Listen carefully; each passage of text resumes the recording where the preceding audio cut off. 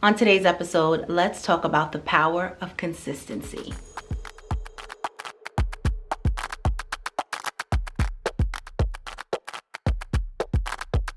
Add it up. My name is Nicole, founder of the FTLOP Inc., and you are tuned into our Biz Bytes Series, where we offer you a bite of content that will help improve the day-to-day operations within your business. I was having a conversation the other day with one of my clients, and we were talking about consistency. And she was sharing with me her frustration with being unable to really reach the clientele that she was looking for.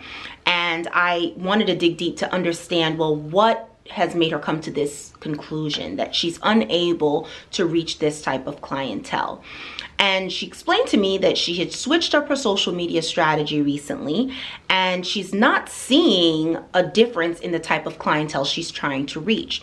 Now, a little background here, what she's looking for is to reach a six-figure clientele. She wants her target client or her target audience to be women who are in the six figures. Now, that could be a separate video in itself, to be quite honest with you. I noticed that a lot of people on social media continue to talk about being a six-figure business and making six figures. And that is a whole separate conversation because, to be honest with you, six-figure runs the gamut, right? Someone who is making $100,000 a year is considered to be a six-figure. It is considered to be a six-figure salary, right? However, they're in a completely different tax bracket, and they will be looking for a different experience than someone who's making $950,000 a year, who is also considered to be six-figure salary, right? So that's a separate conversation in itself. But this seems to be a trending phrase, if you will, about wanting to make six figures. So she wanted to, her target client is someone who makes six figures. My question to her was, well, what steps are we taking to make those changes so you can attract a different type of clientele, right? What were you doing prior, and what was the shift? And the long story short of it is, as I continued to ask questions and uncover, I realized that this shift was only going on for 30 days.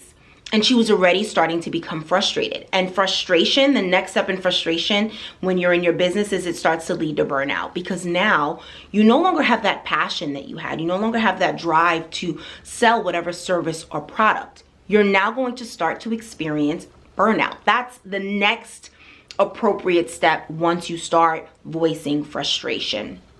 Well, after speaking with her and understanding that she'd only been doing it for 30 days, that is not being consistent, okay? 30 days is not being consistent. It's the same thing as going to the gym. If you want to lose X amount of weight and you decide to go to the gym, you cannot expect that if you gained this weight over the course of 2 years, and in 30 days, you will be right back to where you wanted to be, or you would have reached your goal. And if you do, that probably means you've done some sort of, or taken part in some form of extreme dieting or extreme exercising, and that's not sustainable, because you will then experience frustration, which will lead to burnout. And burnout in the fitness world would be you stop working out, or you may fall off on your dieting. So typically, whenever you take these extreme measures, same thing in your business. If you went from, I don't know, posting maybe once maybe 3 times a week, let's say, and now you're saying, okay, now I'm gonna post 3 times a day because I'm trying to increase my followers, or I'm going to start doing all of these different custom graphics every single day because I'm trying to reach a higher level clientele. That's not sustainable if you are a team of one and you have other responsibilities within your business and also familial responsibilities. That's just not going to be sustainable.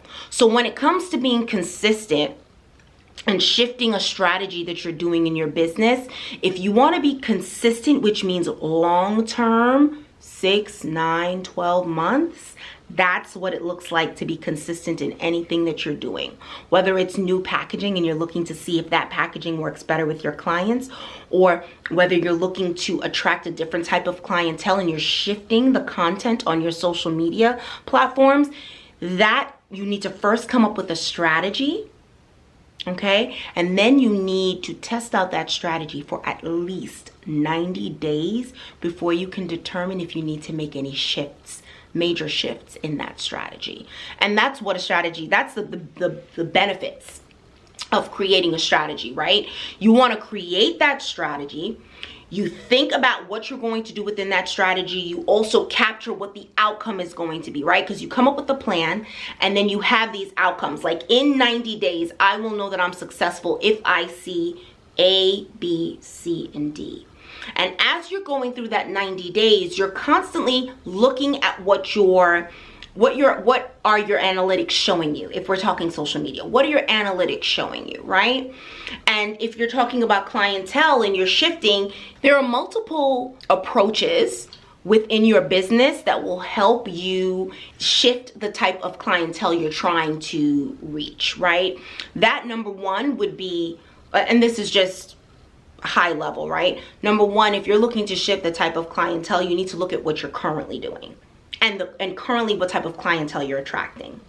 If you're trying to attract a different level of clientele, that might mean that you need to invest differently into your business. Maybe you need a business coach so that they can show you how to be able to get your messaging to be shifted, your content to be shifted, and the way you're delivering your services or your product, right? So that you'll be able to attract a higher level clientele, which then will be able to align with a higher ticket offer, right? So for example, if you are selling, it's the holiday season, so let's say you're selling ornaments. If you're selling an ornament, okay, and you say, you know what, right now I'm selling my ornaments for $7, or for last year I sold it for $7. Now I want to come up with a $25 ornament. Okay, well now you've increased your cost by almost 3 times the amount, right? It was initially $7, now you want it to be $25. Is that possible? Absolutely. But you can't just say, I'm going to use the same ornament, same packaging, same messaging. I'm approaching my potential clients in the same way. My social media strategy has not changed either. And I expect to just raise my price to $25. It's not going to work. It is not going to work. You have to have some sort of shift in your messaging. You have to show up differently on your social media, perhaps, right? Also, the ornament, the quality of it needs to change. That's the first thing. Quality of that ornament needs to change. So what is included in your strategy that's going to talk about, maybe you're going to improve on the ribbon that holds the ornament. Again, this is just an example, right? Or maybe instead of it being a plastic ornament, maybe it's now going to be glass. Maybe it's going to be custom. Maybe you're now doing custom ornaments where they can put their names on it and things of that nature, right? This is going to help you justify that increase in your pricing for that particular product. Okay? Now, when it comes to marketing that product, you can't market it the same way. The way you marketed a $7 ornament is not the way we're going to market a $25 ornament. The marketing messaging needs to change, right? When you're jumping on your lives or when you are posting about it or going on your stories, you have to show that this is now a luxury ornament. What does that look like? Is the packaging going to change? All of this needs to be considered if you want to change your offers or if you want to change the type of clientele that you are approaching. And with that comes a strategy. That's the only way that you are going to be successful in attracting a different level of clientele or raising the pricing on your product or your service. And in doing that, business coaches definitely can help you with that, because then we as a business coach can say, okay, here's where you are. Let's look at, because that's whenever I speak with my clients when they are brand new, literally our first call, and this is after our discovery call, they've already closed on our packaging. We are now in our session. Our first session, I need to better understand your business. How are you operating on a day-to-day basis? because then I can come in and say, okay, I've noticed this is a manual process. This is a manual process. And as you guys know, my focus is on systems and automation. So I can speak to you about, okay, here's a particular platform that you should leverage that will be able to automate this process and will improve the customer experience, right? And these are the things you have to be ready to invest in if you want to attract a different type of clientele. A lot of, and I want to keep it as general as possible, but what I notice is that a lot of people will talk about wanting to attract a different level of clientele, but they don't want to make any changes in their business. If you want people to invest more in your product or in your service, you have got to invest more in your business. And there's many ways to do that. As I mentioned, number one, get a business coach. That's going to help you build your strategy around whatever shifts you're trying to see in your business, whether it's a clientele, whether it's a product, whether it's improving on your services and making it a higher ticket offer. It's always great to have someone who has experience touching many different businesses to be able to come in and say to you, okay, you know what? Here are the areas that I see for growth, and here is how you can help improve the way you show up as a business, and then now that will align with your higher ticket offers. That's one. Number two, packaging. It's all about visuals. If you have a product, it's all about how you are showing up and presenting this beautiful product, whether it's an ointment, whether it's a scrub, a facial package, or an ornament. Doesn't matter. How are we showing the customer that they're getting that full experience, right? If it's a service, when you are sending them from the time they make contact with you, whether it's through a DM, maybe it's through a referral, what type of experience are you giving them that's going to justify your high ticket offer? We can't tell someone we are charging them $500 per coaching call, which is fine.